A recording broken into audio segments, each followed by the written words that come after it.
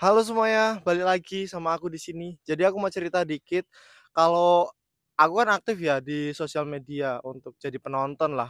Aku scrolling media sosial entah Instagram, TikTok, terus YouTube, dan apa yang lagi rame. Mungkin sama-sama kayak kamu, tapi yang pasti adalah berita tentang ijazah palsu yang nggak selesai-selesai sampai sekarang.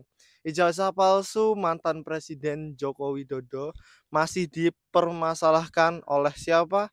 Oleh tokoh-tokoh kayak Roy Suryo dan lain sebagainya. Sebenarnya kenapa masih dipermasalahkan? Itu pertanyaanku ya. Kenapa berita mengangkat itu? Jadi gini, menurut pandanganku itu adalah salah satu bentuk nyata dari adanya algoritma.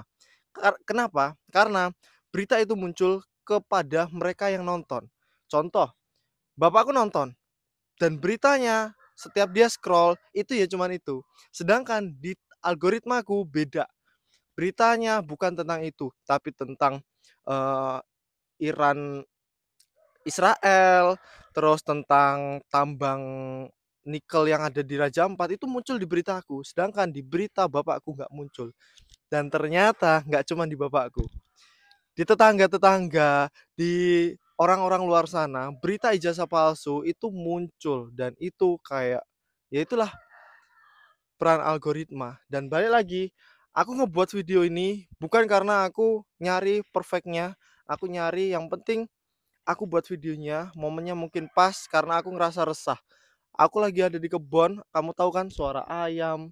Kalau aku nungguin itu semua diem, gak bakal ku buat. Dan yang bikin aku resah adalah bukan masalah ijazahnya, bukan masalah algoritmanya, tapi ada loh yang jauh lebih penting. Semisal ijazah itu oke, palsu, terus apa? Apakah jabatan presidennya akan dicabut? Kalau dicabut kan sekarang udah nggak jadi presiden. Lalu ketika misal nih, semisal ya, ketika jabatan presiden yang lalu ternyata akhirnya dicabut karena ijazah palsu, terus apa? Berarti dia belum pernah jadi presiden kita. Terus ketika nanti mau nyalon lagi, dia punya hak dong karena dia belum tercantum namanya jadi presiden kita. Mau kayak gitu skenarionya atau mau kayak gimana? Padahal ada loh yang jauh lebih penting. Kamu coba ngikutin berita tambang nikel di Raja Ampat. Sekarang mau kayak gimana?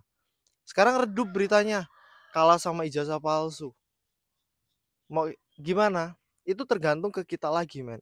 Algoritma itu ngikutin kita. Cuman kalau kita nggak mau memaksa, contoh, aku yakin entah cewek atau cowok di beranda, di pencarian pasti muncul foto atau video yang seksi-seksi. Entah cowok, entah cewek, pasti muncul. Walaupun kamu nyoba scrollmu cuman olahraga, scrollmu cuman bisnis, aku yakin satu atau dua foto atau video pasti dikasih ke kamu, dimunculin ke kamu. Kamu lagi scroll enak nih, bisnis A B C, oh revolusi industri lagi, sekarang tuh lagi industri 6.0, tiba-tiba nyelip video cewek-cewek seksi atau bule-bule luar negeri. Nah, aku yakin itu semua pasti pernah muncul di kamu. Dan itulah algoritma, men.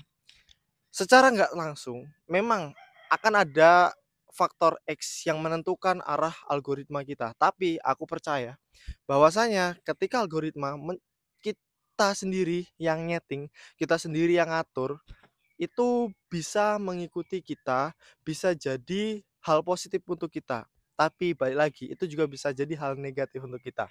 Sekalinya kamu tadi yang udah bagus nih, algoritmamu tentang bisnis-bisnis semua muncul, UMKM muncul, tentang teknologi muncul, tiba-tiba gara-gara kamu nonton reels atau video yang mungkin 2-3 detik video seperti itu, akhirnya algoritmamu yang lainnya berantakan.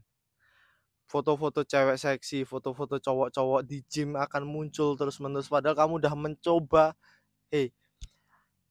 Kita yang udah jaga hati-hati gitu aja masih sering kebobolan. Apalagi orang di luar sana, mereka disuguhkan satu berita, mereka tonton, mereka scroll, mereka berita yang muncul ke mereka itu aja, dan mereka merasa bahwa nggak ada yang lain tontonannya. Tontonannya tuh cuman ini, tontonannya tuh cuman permasalahan ijazah palsu Presiden Jokowi, mantan Presiden Jokowi, dipermasalahin sama Roy Suryo, sama orang-orang lain, sampai ngebawa kata-kata akademisi yang harusnya dibawa untuk hal-hal lain, untuk banyak di luar sana yang jauh lebih penting yang harusnya diurusin ya. Terus banyak juga di luar sana yang harusnya tempat berita itu menyajikan sesuatu yang relevan untuk masyarakat. Bukannya, sorry ya, ini cuma unek-unek aja. Kalau sebenarnya aku pengen ngebahas tentang perang Iran dan Israel, dampak ke global dan dampak ke kita. Mungkin video itu akan aku upload setelah videoku ini naik. Jadi jangan lupa untuk subscribe, like, dan diskusi di bawah deh. Aku geram banget men. Geramnya gini, begitu banyak orang terlalu fokus sama ijazah. Entah ini karena buzzer yang kan gini ya, ketika aplikasi itu bisa, satu tontonan bisa ngebuat orang lama untuk stay di aplikasi itu, maka aplikasi akan senang dan akan mencoba video itu untuk dinaikkan, diterus naikkan, disebarluaskan ke khalayak ramai. Jadi aku yakin banyaknya buzzer itu sangat sangat mempengaruhi berita di media sosial saat ini.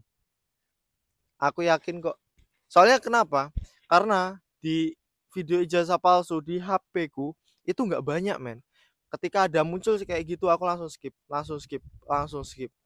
Presiden skip, skip. Aku cari video yang lain. Nah, itu akhirnya algoritma mau nggak mau bisa ngikutin kita, karena yang dipengen algoritma itu sebenarnya nyari tontonan yang pengen kita tonton. Tujuannya agar kita lebih lama stay di aplikasi tersebut. Entah Instagram, entah TikTok, entah Facebook, entah YouTube, semuanya kayak gitu. Kamu nggak percaya? Coba buktiin deh. Aku yakin, mohon maaf untuk tokoh-tokoh agama, ketika beliau aktif di sosial media atau lihat di sosial media, secara nggak langsung sama algoritma, sama media sosial pasti dikasih foto lawan jenis.